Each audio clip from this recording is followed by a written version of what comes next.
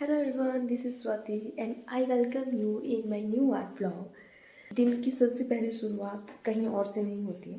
सबसे पहले तो अपने भगवान जी से होती है। आपको पता ही है, सुबह सुबह प्रणाम कर लिया और आशीर्वाद लेके मैं अपना काम शुरू कर देती हूँ, किचन का काम। उसके बाद मुझे करना होता है अपने ऊपर थोड़ा वर्क। और आज मैंने स्टार्ट किया था कि मैं शेयर करूँगी आपके साथ, और आज मेरी ना सांस फूल चुकी है पौड़ियाँ चढ़ते चढ़ते। और it is difficult to be इस फ़ोन को पकड़ना सबसे बड़ा यही है आपके पास। आप देख सकते हैं guys. So this is, oh my God, ये है आज का आर्ट व्लॉग। तो यहाँ पे आप देख सकते हैं कि किस तरीके से यहाँ पे कितना ज़्यादा सुंदर सा है ये मौसम, and I love it. Today I am going to discuss about something special for my viewers because it's a art channel. So art channel के अंदर है तो आपके साथ में कुछ चीज़ें शेयर करती हूँ। देखिए, सबसे ज़्यादा मज़ा पता कब आता है, जब धूप निकलती है ना, तो आप हर एक लाइटनेस और डार्कनेस को ऑब्ज़र्व करते हो। लाइटेड चीज़ें आपको पता है धूप में ही दिखेंगी। जब हम धूप में निकलते हैं तो हम बहुत सी चीज़ों को ऑब्ज़र्व करने की कोशिश करते हैं। सबसे पहले तो मैं आपको ये बता देती हूँ कि सामने ट्रीज़ दिख रहे होंगे, यहाँ पे ये पहाड़ियाँ दिख रही होंगी आपको। तो यहाँ पे ना बहुत ज़्यादा मीडियम है ग्रीन कलर के, light green, dark green, peach green, soft green, and आपको बता सकती हूँ मैं कि ग्रीन की ही इतनी फॉर्म है, बता नहीं सकती मैं। यहाँ पे सी ग्रीन भी आपको दिख जाएगा। और ये अपने आप में बड़ा मैजिकल सा होता है, क्योंकि जब हम इन चीज़ों को ऑब्ज़र्व करते हैं ना कहीं हमारी आँखें बहुत ज़्यादा हर वक्त उस चीज़ों को खोजती है। क्योंकि हर एक जो कलाकार होता है, जो एक आर्टिस्ट होता है, मैं उस कला की बात कर रही हूँ जहाँ पे पेंटिंग्स, कलर्स, स्केचिंग, एवरीथिंग जो आती है, उसका ऑब्जर्वेशन पॉइंट हर एक जगह यही होता है। अच्छा, ये मीडियम, ये ग्रीन में भी कितने मीडियम आ रहे हैं। और ब्राउन कलर की बात की जाए, डार्क ब्राउन, लाइट ब्राउन। अभी सामने मुझे जो पेड़ दिख रहे हैं ना, वहाँ पे अभी लाइट, जहाँ पे जिन टहनियों पे लाइट आ रही है, तो वो बहुत ही लाइट ब्राउन सा कलर है, ग्रेइश सा कलर भी है। ये चीज़ें ऑब्ज़र्व करना बहुत ज़्यादा ज़रूरी होती है। और हर एक दिन में नया मीडियम तैयार हो जाता है लाइट का और डार्कनेस का। और भी काफ़ी ज़्यादा चीज़ें हैं। फ़िलहाल के लिए अभी इतना ही, उसको मैं आपको अभी बताती हूँ, क्योंकि मुझे अभी अपनी ग्रिड एक्सरसाइज के ऊपर भी जाना है, क्योंकि मैं अभी कुछ चीज़ों के ऊपर वर्क कर रही हूँ। मुझे क्योंकि क्या है ना कि परफेक्शन बहुत ज़्यादा ज़रूरी होती है, तो उसके लिए आपको क्या करना पड़ता है, उसके लिए आपको प्रैक्टिस करना पड़ती है। प्रैक्टिस करनी है तो डेली प्रैक्टिस करनी है। ऐसा नहीं है कि आज की है कल नहीं करेंगे।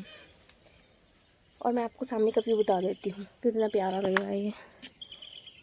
वहाँ सामने मेरा मायका है, और मैं यहाँ से देख कर के मुझे सुकून सा फील होता है। आपको भी बता देती हूँ, ये वाली पहाड़ियाँ आपको दिख रही होंगी, बहुत ही ज़्यादा जब अपनी एक ऐसी जगह है जहाँ पे बचपन बिताया हो, वहाँ पे थोड़ी नज़र भी पड़ जाती है। दिन में, हर दिन में छत पे आ जाती हूँ, क्योंकि मुझे बहुत अच्छी वाइब आती है इन चीज़ों से। और यहाँ पे मेरा मायका है। और आपको बता देती हूँ एक चीज़, बहुत ही मिरेकल्स हो गए मेरे साथ। यहाँ पे आप देख सकते हैं, इस वाली पहाड़ी में जो सीधे सामने है, यहाँ पे मेरी बुआ जी का घर है। वो भी एक मेरे बचपन की बहुत ज़्यादा यादें जुड़ी हुई हैं, क्योंकि हमें ज़्यादातर टाइम अपना यानी कि जब भी छुट्टियाँ होती थी, बुआ जी के घर जाते थे। तो चलिए, अभी मैं नीचे जा रही हूँ और मुझे करनी है अपनी नेक्स्ट एक्सरसाइज, जिसके ऊपर मैं वर्क कर रही हूँ। ओके, तो जैसे ही मैं कमरे में आई तो सबसे पहले मैंने अपनी शेप्स की एक्सरसाइज को कंप्लीट किया। ये लास्ट डे है, शेप्स एक्सरसाइज कंप्लीट हो जाएगी, क्योंकि काफ़ी हद तक ये अब एक्यूरेसी के ऊपर आ चुकी है। क्योंकि मैं इसको ड्रॉ जब करती हूँ तो ये देन चेक भी करती हूँ कि जो मैं बना रही हूँ एक्यूरेटली मैच कर रही चीज़ें या नहीं। आप सोच रहे होंगे कि कैसी एक्सरसाइज है। इसको आर्टिस्ट काफ़ी अच्छे तरीके से समझ सकते हैं, जो फाइन आर्ट करते हैं और जो अपना बेसिक क्लियर कर रहे हैं वो काफ़ी अच्छे तरीके से जानते होंगे कि शेप्स एक्सरसाइज क्या होती है। तो इसके ऊपर मेरा वर्क रहता है। सो अभी ये कंप्लीट हो चुकी है फाइनली। सो गाइस, हर एक आर्ट के पीछे ना, हर एक पेंटिंग के पीछे कोई ना कोई स्टोरी ज़रूर होती है। चाहे वो पेंटिंग हो या स्केच हो, ज़रूरी नहीं है कि वो स्टोरी उसी से रिलेटेड हो, बट वो उसी के सराउंडिंग घूमती है। चाहे वो पर्टिकुलर मूवमेंट हो, चाहे उस दिन में कुछ खास हुआ हो, या फिर आपको उस पेंटिंग को बनाते समय क्या कुछ महसूस हुआ, स्टोरी कुछ भी हो सकती है। ठीक है, तो मैं आपको स्टोरी बताऊंगी। सबसे पहले आपको एक पेंटिंग बता देती हूँ। मेरी बचपन की पेंटिंग है वो, ये देखो, आपको दिख रही होगी। सो ये पेंटिंग है, इस पेंटिंग की स्टोरी मैं आपको बताऊंगी। और सबसे पहले आपको ना ध्यान से आप इसको देखना, और फिर मैं शेयर करती हूँ इसकी स्टोरी।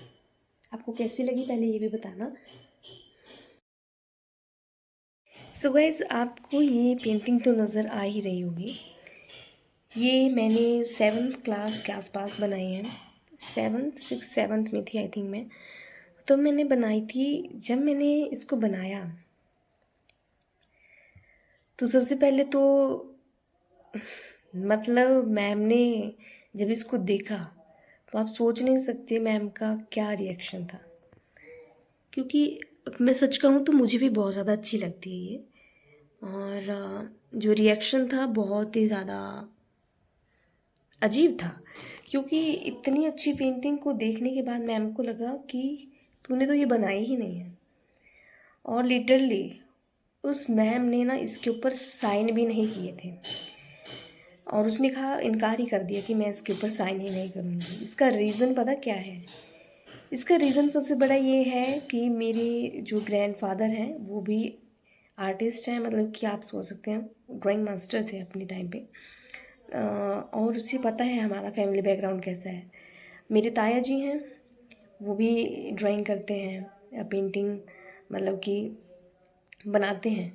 तो ये वाली जो पेंटिंग भी है ना, तो मेरे ताया जी ने बनाई थी, बहुत बड़ी इसके ऊपर थी।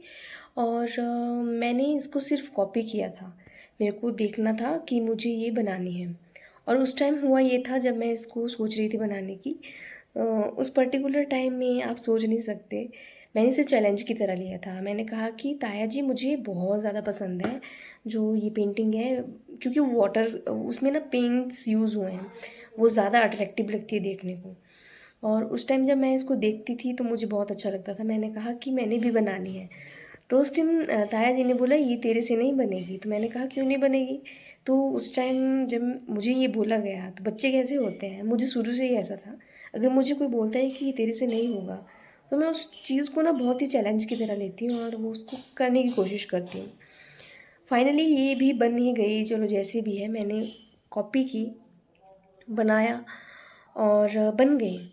और चलिए, जो भी रिएक्शन था, बट सबसे बड़ा रिएक्शन तो मुझे उस मैम का लगा कि उसने जब उसको देखा, उसने ज़रा सा ये सोचने की कोशिश नहीं की उस टाइम कि बच्चे के ऊपर क्या बीतेगी।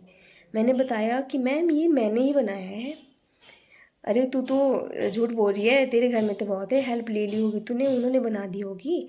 ऐसा कैसे हो सकता है कि तूने बनाई है? मैं इसके ऊपर साइन नहीं करूँगी। सभी बच्चों की कॉपीज़ के ऊपर अलग अलग पेंटिंग्स लेके आए थे वो। उन्होंने मतलब कि मुझे इतना रुलाया उस दिन, उसने इतना डाउन फील कराया पूरी क्लास के सामने कि तू तो भाई ऐसी है, तू तो वैसी है, तेरे पेरेंट्स तो तेरा कर ली होगी हेल्प, और यहाँ पे तू लेके आ गई है और मुझे बता रही है कि तूने बनाई नहीं है। उस टाइम मैं कम से कम घर आके भी बहुत ज़्यादा रोई थी। और मम्मी ने आके मुझे जब देखा कि तुझे क्या हुआ, तू क्यों रो रही है, कमरे से बाहर क्यों नहीं निकल रही है, तो मैंने कहा कि मैम ने मुझे कुछ ऐसा ऐसा सुना दिया है और ऐसा बोल दिया है, और मेरी इस पेंटिंग के ऊपर भी उसने साइन नहीं किया जबकि मैंने ही इसको ड्रॉ किया है। मम्मी ने कहा तो कोई बात नहीं, तो क्या उसने साइन नहीं किए तो इसमें कौन सी बड़ी बात है, उसे इसकी वैल्यू नहीं पता है, उसे नहीं पता है कि तू भी बना सकती है, अपने ऊपर और वर्क करना है और अच्छी बनानी है चीज़ें। उसको रहने दे, वो तेरे से जेलस करती होगी। तो मम्मी ने कुछ ऐसा मेरे को कहा। और मम्मी ने कहा कि खुद के ऊपर और वर्क करना है। कोई अगर तुम्हें ऐसा बोला तुम नहीं बना सकती, तुमने नहीं बनाई होगी तो कोई बात नहीं, तुम और भी अच्छा बनाओ। और आगे कोई भी कंपटीशन होता है तुम उसमें पार्टिसिपेट करते रहो, और उसे वो खुद यकीन हो जाएगा और उसे वो गलती भी महसूस होगी।